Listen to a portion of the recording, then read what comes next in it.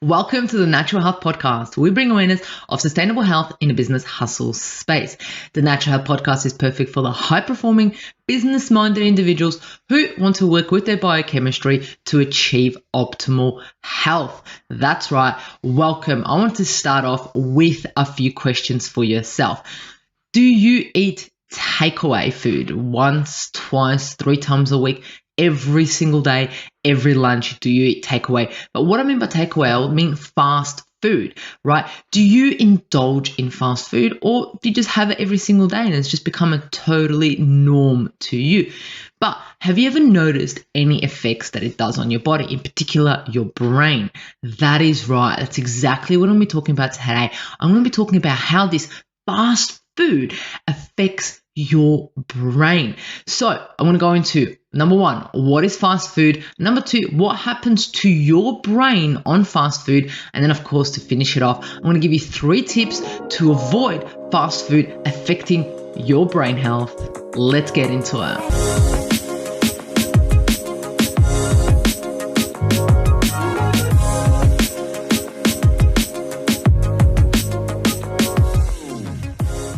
It's Mondays with Mahela. That's right, me. Thank you so much for tuning in. I absolutely love, and appreciate your support. For any of you who don't know me, I'm a qualified naturopath, absolutely passionate about all things health, business, and overall success in both of them. I'm here today on Mondays with Mahela to provide you with simple, savvy, and sustainable health hacks to optimize your health. And in today's topic in particular, I'm going to be talking about fast food and how it affects your brain, right? I mean, look, we all have fast food here and there, and I mean, we've all had it in our life, but little do we actually know how it affects our brain health, right? Sometimes you may feel a bit sluggish after you eat fast food. Sometimes you might feel energized. Sometimes you might feel bloated and so forth. But I don't think a lot of us have actually sat down and thought about how it affects our brain, right? But before we get into the hot topic of our brain health, let's define and let's look at what is fast food, right? Everyone talks about fast food, but let's get into it. Let's just get a little bit of an understanding of what it is, right? The one thing that I wanted to point out is I strongly believe that we underestimate how much fast food we actually intake, right? Which is quite interesting, because if you're actually sitting down now, think about how much fast food did you have this week, right? And you're going to know what fast food means after this episode, right? So the term fast food generally refers to the food that people intend to consume quickly, either there or take away. So plenty of research and evidence demonstrate the various negative health effects of eating and also, of course, overeating this fast food, right? The interesting fact is I wanted to get some statistics out, so I went to the Australian Bureau of Statistics, right? So the ABS said household expenditure survey looked into it. The trend away from home cooking towards meals out and fast foods has continued to increase in the years, right? According to this graph right here. The share of meals out and fast food in total expenditure increased from 25% in 1988 to 89 to 31% in 2009 and 10. Imagine what it is now. That was 10 years ago, right? An increase to 34% in 2015 and 16. So 34% it was in 2015 and 16. That was 5 years ago. I wonder if it's hit the 40% or so. Because when you think about it, I know a lot of people, I know myself sometimes, eat out, right? Because we're so busy. We've got so many things going on in life that takeaway food has just become the norm. Back in the days, in the 80s, I believe, when it was only 25%, it was kind of like, weekends and that was it, or something, an event or something along those lines. But now it's kind of like an everyday, because mum, dad, whoever is looking after individuals is busy, right? They're busy. The family household is busy. So therefore, fast food, takeaway food has dramatically increased, right? So the interesting thing is according to the Food Institute analysis of data from Bureau of Labor Statistics, millennials alone spend 45% of their budget food dollars on eating out. So this shows us that the millennials out there, they are spending nearly half of their income on eating out. That is absolutely crazy, right? So in comparison to 40 years ago, the average American family now spends half their food budget on restaurant foods, right? This is crazy. It's a lot of money being spent on food, but why are we doing this? And what is this actually doing to our health, right? What I want you to know is that these fast food meals are known to have added sugar, right? Most of these fast foods, or fast food overall, is known to have sugar, but it's known to have added sugar. But not only does it have the extra calories added to it, it has absolutely little nutrition, right? So many fast foods alone, what happens is they had. So one soda, let's look at it, contained 8 teaspoons of sugar, right? Which is 140 calories, right? 38 grams of sugar and nothing else. So there's no nutrition added there, right? So if you're having a fast food and then you're having a soda with it, there goes 140 calories, 38 grams of sugar, and that's absolutely it. No zinc, no B vitamins, no vitamin C, anything along those lines, no minerals, just pure sugar and calories, right? In addition to that, a lot of fast foods have trans fats, right? I mean, no amount of trans fats is considered to be safe or healthy. So think about it. So you're taking something in that's absolutely not doing anything besides damage to your body, right? In addition to that, there's a study that I want to look at. People eating out at restaurants, they associate it as healthy, still underestimated the number of calories in their meal by 20%. I know I'm not all about calories. Calories are not the end all, but this is just showing that even when we eat out at fast food, we actually may overeat, right? So fast food is typically very poor in its nutrition, right? According to a study paper in the Journal of Health Promotion Perspectives, fast foods tends to contain various substances that are generally unhealthy, high in sugar, salt, and saturated or trans fats, as well as processed preservatives and ingredients. It also is very, very low in beneficial nutrition. So when we look at a fast food, so we think about pizza, we think about burgers, we think about anything along those lines, right? If we actually understood what was in those, like what the ingredients list was, we would probably be in shock, because most of these will be preservatives, additives or food colorings that we don't need, that actually places absolute no benefit to us. And if we cooked at home, we wouldn't be adding these preservatives, because the food is freshly cooked right there and we're going to eat it right now, right there, right? So think about the fast food, what that means to you, and how much fast food you have taken in following week. So let's get into the exciting part of this podcast, is what happens to your brain on fast food, right? So now you've thought about it and you've said, okay, Mihaela, I've actually had 4 fast foods in the last week, right? 4 meals out of whatsoever meals have been fast foods, right? But what does that mean to your brain? Well, let's start off with actually McDonald's, right? I know, exciting, right? And it attracts a lot of us to it. But why do we get attracted to McDonald's? Well, have you ever thought about why they chose those golden arches? Well, and the red color? It should come absolutely no surprise that there was so much research done behind that, right? Because they did research because this color red and yellow combined together triggers hunger cravings. So when you see that, you're going to be like, oh, I'm hungry. Oh, let's just stop at McDonald's, right? So research published in a journal, Psychology Today, states that Pavo was able to get a dog to salivate at the sound of a bell. If you know that research study, McDonald's gets your appetite flowing with a chemical dopamine release anytime you hear their jingle or see their logo, right? It turns out that the consistent branding created a strong brain reaction.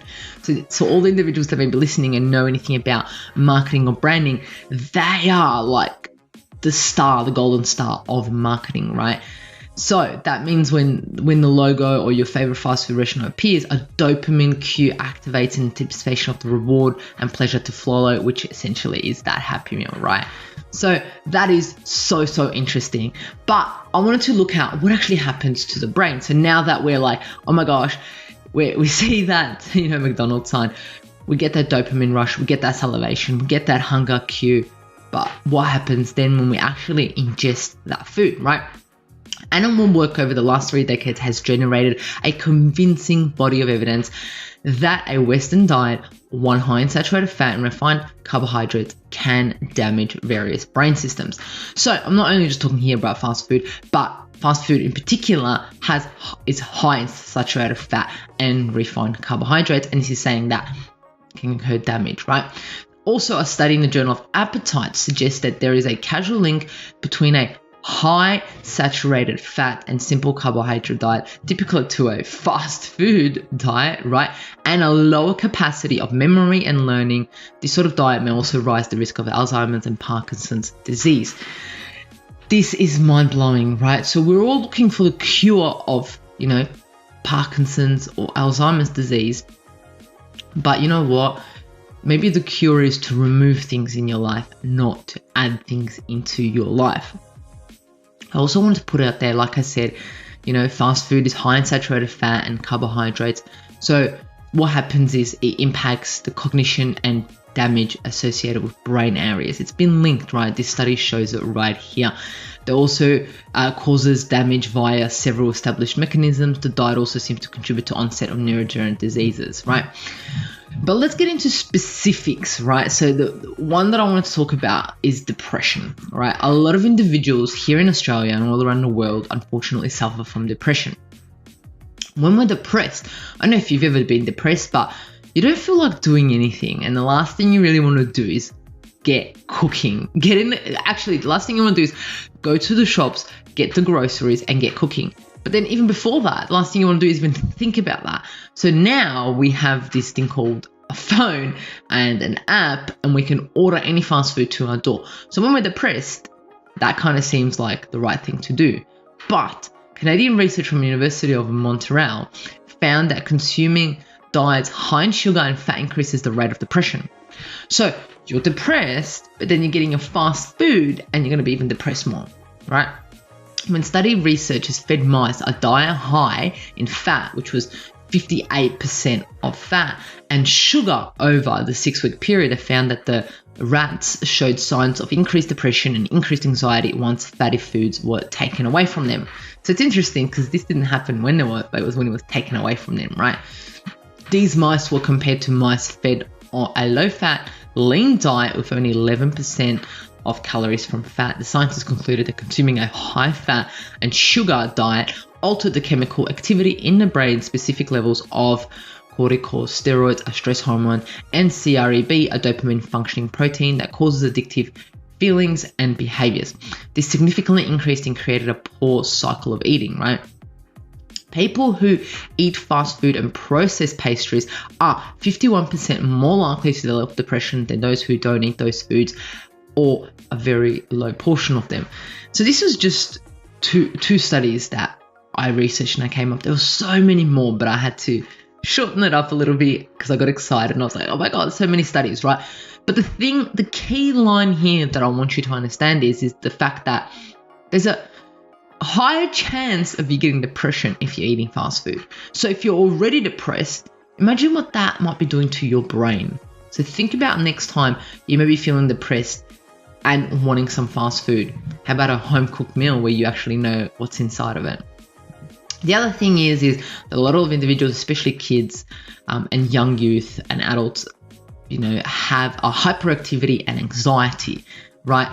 And I know when you're anxious, the last thing you want to do, and hyperactive, the last thing you want to do is cook, right?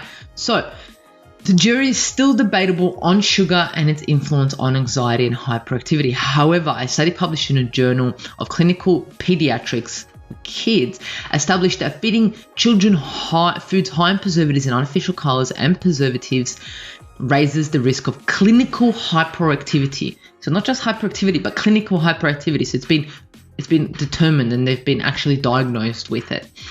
And what's in fast food? Preservatives, artificial colors, and flavorings, and so forth, right?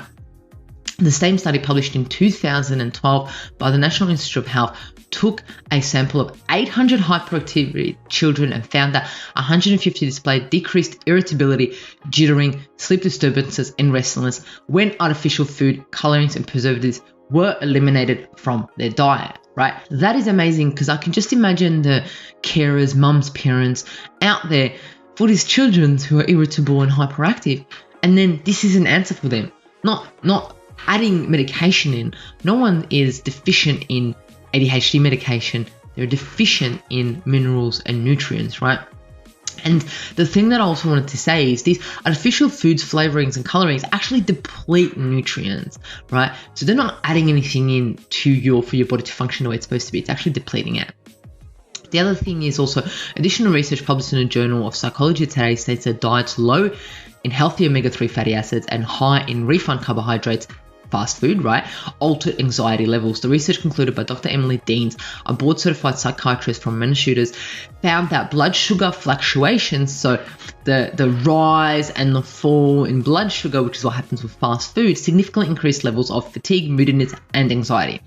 So that just shows to us that if we're taking in fast food, right, 3-4 times a week, the chances of our blood sugar levels going up and down rises, which means then even if you're eating a home-cooked meal, there is a higher chance of your blood sugar level fluctuating, which means you may end up with anxiety, irritability, hyperactivity, fatigue, and so forth, right? The other one that I wanted to talk about is compulsive eating. So how fast food affects our brain may be compulsive eating, right? So Research Institute, an American nonprofit biomedical research facility, studied the compulsive eating habits in a group of lab rats that were fed stimulated fat and sugar-laden foods, fast food, right? The scientists characterized obsessive overeating as similar to a drug addiction to narcotics such as morphine and cocaine. So I don't know if you've ever gone, well, you probably have eaten fast food. You kind of feel like getting more, don't you? You have a little bit and you're like, I'm going to have a little bit more. I have 1 burger, 2 burger. Oh, I just stuff it. You know what? I'm just going to have the 3rd burger.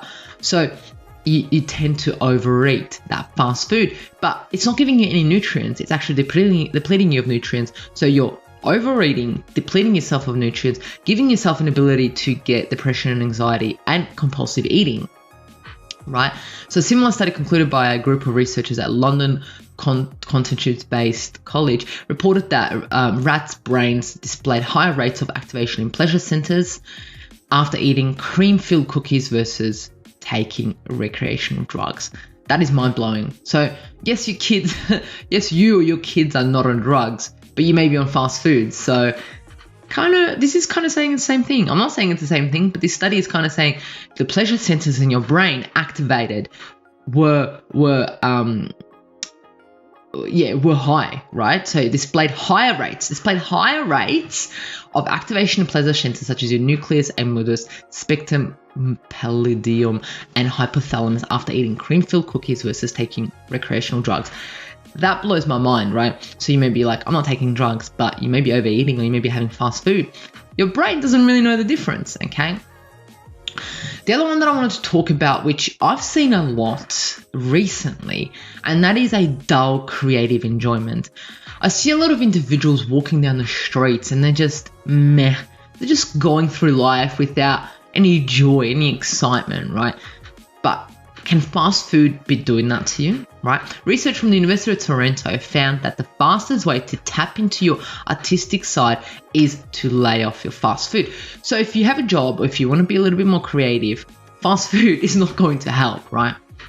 When the study monitored influence fast food logos in restaurants on the artist tastes of participants, exposure was shown to increase impatience and need for instant gratifications whilst dulling the overall appreciation of music, photography, opera, nature, and art.